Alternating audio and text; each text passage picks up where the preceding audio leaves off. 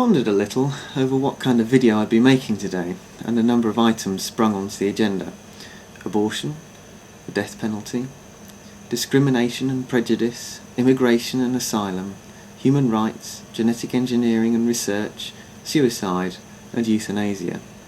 All very important ethical and philosophical positions that all rational, intelligent people have probably put some good deal of thought into, and if you haven't, might I suggest that you do. I decided, however, that to do any of the above justice, I would probably have to ramble on for hours. So I've plumped for what's forthcoming in the calendar at this time: Christmas, Yuletide, human light, or more accurately perhaps, the winter solstice. For those of you who are completely unaware how the winter solstice is celebrated throughout the year, and if you're a Christian, I suggest you put your Bible down for a moment and take a look at winter solstice in an encyclopedia, or, as you're online, perhaps Wikipedia would be your best bet.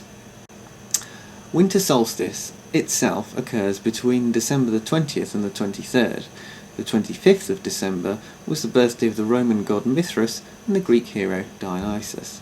Mithras was known as the unconquered sun, hence the association with the solstice, and early Christianity adopted the 25th for their mythical being at around the 3rd or 4th century BC. This way the amalgamation was made between the Christian festival and the older pagan festival of the sun, which helped replace the worship of Mithras, which once rivaled Christianity in popularity. The origin of the word Yule seems to originate from the Anglo-Saxon word for sun and light, and the customary Yule log was in fact a real log, often made of oak or ash, and it is thought that the burned remains of it were thought to guard a house against fire and lightning. As for Santa Claus, well, similarly the Christians tried to tie him into a 3rd or 4th century bishop of Myra in Lyca, Turkey, but this adaptation hasn't been quite as successful. Prior to Christianization, German folklore contained stories of Odin, or Woden, now known as Wednesday, who each year at Yuletide would have a great hunting party along with his fellow gods and fallen warriors of his realm. It was traditional for children to fill boots with carrots and hay for his flying horse Sleipnir to eat. Note the similarities between the current rituals and folklore today. And so today, winter solstice is celebrated as an eclectic mix of celebrations in the United Kingdom and is something of a mixed bag.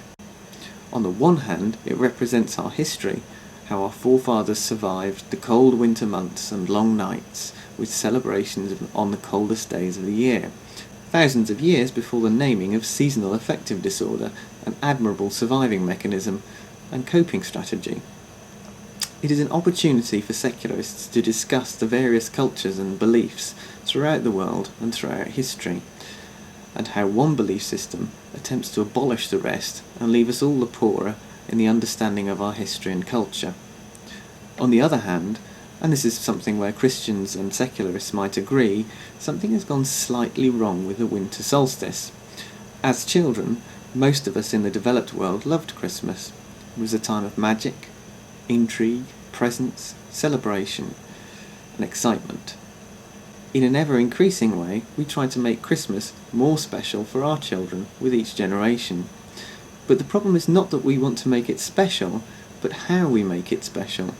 When we are bombarded with advertisements from all sides, a materialistic drive, and at the same time expected to work longer hours, it becomes a dichotomy of interests. And I don't think we have the balance right at all. Instead of a coming together around a large Yule log, sharing stories and huddling for warmth and survival, we're driven apart by the need to spend, sometimes outside our ability to pay, on our children. Moreover, an increasingly small world with the advent of the digital era and mass communication, we're aware of how little some people have, both in our own country, the relative rich poor gap, and globally. So we're trapped in a lose-lose situation, unless of course we realise where we stand in all of this.